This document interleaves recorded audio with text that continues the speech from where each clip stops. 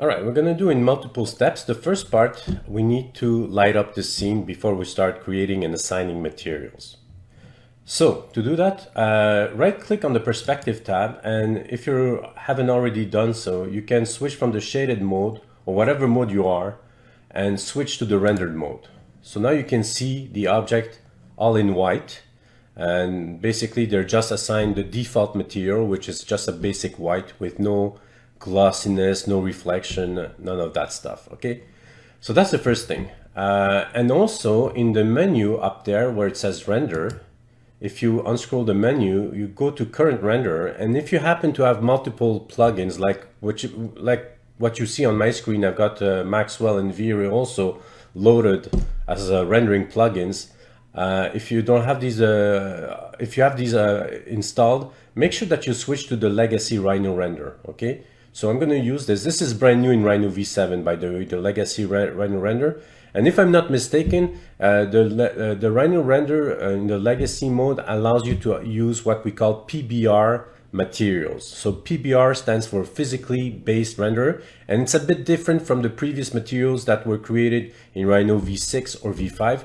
They're similar to what you see with materials that you create in real-time rendering engines like Unreal and so on. So they're called PBR materials. So they're very easy to use, and I'll show you some of the basics behind that. So switch to the legacy Rhino render for all of you. One little footnote is that the Mac users, I know that the interface is a bit different from the Windows interface. So if you go in the menu panels, you've got here the materials menu, you've got the environment menu, you've got your ground plane, all right? And you switch them on, and I think you should be able to play with the options, all right? So if I uncheck ground plane, you see that it's removed from the right-hand side column here. So I don't know how it works exactly in the Mac, but just play with these menus that you see here, because for the guys who are using the Windows, if you go on the right-hand side column, if I bring my cursor right above this little sprocket that you see here, it's called options. If you left-click on it, and I believe I already talked about this function, you've got all the different menus. So you've got here, for example, the rendering menu, but I'm not going to switch on this option. The ones I'm going to switch on are the ground plane, and switch on the environment. Definitely, you need that. So environment, ground plane, and I like to have display as well to be checked. All right. So for example, if I go in the display menu, you've got the active viewport, which is the perspective viewport. What is the display mode? It's in rendered mode, okay? And if you want, you can always switch to shaded or ghosted mode here, but I'm going to keep it obviously to rendered mode. The background, so you can set the background, for example, to a two-tone color in gradient 2 colors, and you can click on the swatches to change the background color. And this is applicable for any menu, like in shaded mode or in ghosted mode or X-ray. You can change your background to give more depth, all right? You can have in 4 colors, you can assign in a specific image file. In my case, I'm just going to keep it as a solid color, and the color, it's right underneath. You click on the swatch. In my case, it's already done, but if you happen to have like a black background and wish to switch it to white, you do it here. So in the display menu, what I do advise is that you make sure that shadows are on, because if I uncheck, this is what it looks like, kind of a washed down white color. So just click on shadows so that it gives a lot of volume. It should be already on by default. I like to have the surface edges, tangent seam, I leave them as they are. All right, they're checked.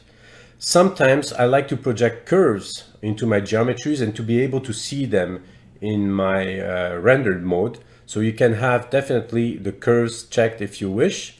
In this case, I don't have a specific example of how I would use the curves, but sometimes, like I don't know if you've seen my mecha demo when I was doing decals. In one of my demos, I used the curves that I projected to give more details, like panel lines and stuff like that.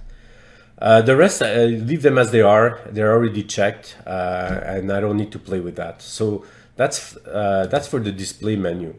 Now, one that is very important is the environments menu. All right, so if you switch on the tab environments, you've got a basic HDRI that is set up. All right, and that HDRI is a very bland, very basic type of environment. It's nothing special. So you can see that beneath it, you can load multiple HDRI, all right? And from there, you can choose it and see the effect it has. For example, if I click on the little plus sign here, I'm gonna go to import from environment library. So I'm gonna click on that, and it should open automatically to your environment folder where you have all the different HDRIs preloaded that comes with Rhino v7, all right?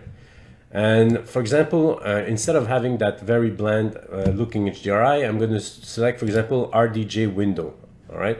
And I'm just going to select it, click open, and it's going to load it, as you can see in the column. So let me just resize this columns quickly like that. Now, to make it active, you can see the corners here. There's 4 triangles. That means that's the active HDRI. You just need to double click. So I'm going to double click on the HDR below, the RDJ window, and immediately you can see that the lighting setup has completely changed. The lighting and the shadows have changed position, and there's also a tint of color. So an HDRI is basically a picture of an environment. It can be a room or it can be outside. It's a 360-degree picture, and you can imagine a sort of spherical projection that is happening on your subject, and it's used to light up the scene and used for reflections and so on. And you can see, because of the warm colors that you have in your HDRI, you can feel the warm colors already reflected on your basic material.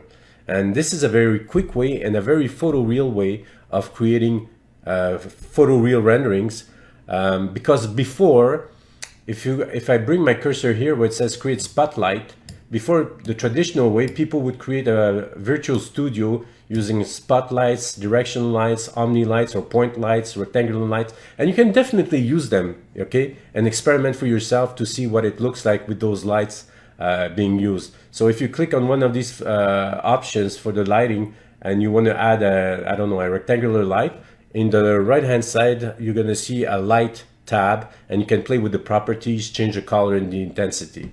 I'm not going to use these types of lights. I prefer using the HDRI to create a basic rendering, okay? Now, if I want to change the properties of my RDJ window HDRI, all the way down on my at the bottom of my monitor, you can see here there's a little pencil. So if I click on it, you're going to have the properties that are applied to this specific HDR. So you can see the name, it's RDJ window, okay? You can name it whatever you want. The type of environment, so keep it at basic environment. If you've got other plugins like Maxwell, well, it's going to show up here, but I'm just going to keep this as basic environment. And you can see here, this is the HDR that has been loaded, okay?